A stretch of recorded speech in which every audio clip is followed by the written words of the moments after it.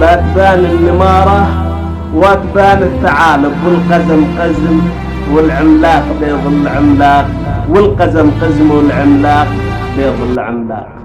لا تقولون قايد من تولى المناصب، او تقولون من فحط على الطاقم سواق القيادة، تعامل من جميع الجوانب، والقيادة أدب وذوق واسلوب واخلاق، اختيار المناسب للمكان المناسب، والإدارة يجب تسليمها إنسان التواق الوطن بالكوادر يعتلي للسحاير.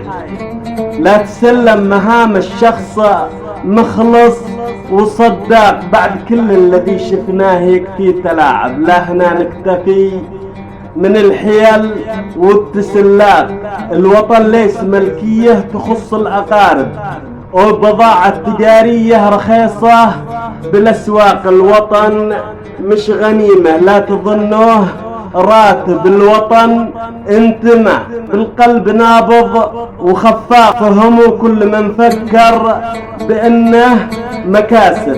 الخسارة تشتت فكرته والتعلاق، كل واحد على ما قدمه بايحاسب، حين يأتي الفرق والكل من صحوته فاق. بايجي اليوم بايفضح لنا كل عايب، ونشوف الحقيقة ونشوف التملاق. سوف يظهر لنا التاريخ كل العجائب عندما يظهر المخلص وبايظهر العاق. باتبان النمارة وتبان الثعالب، والقزم قزم والعملاق بيظل عملاق، والقزم قزم والعملاق بيظل عملاق.